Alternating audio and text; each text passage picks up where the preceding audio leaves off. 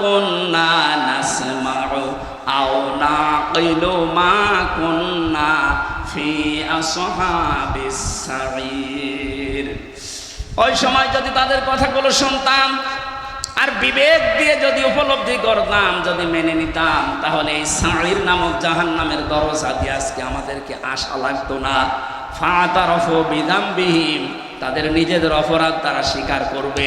ফাসুহকাল লিআসহাবিস সাঈর, জাহান্নামের সাঈর যেটা তার অধিবাসী, তাদেরকে আল্লাহ বাড়িয়ে দেবে। জোরে বলেন নাউজুবিল্লাহ। খুলনাবাসী, আমাদের বিবেক আছে, বিবেক যেন আমাদের কাজে লাগে আজকে থেকে।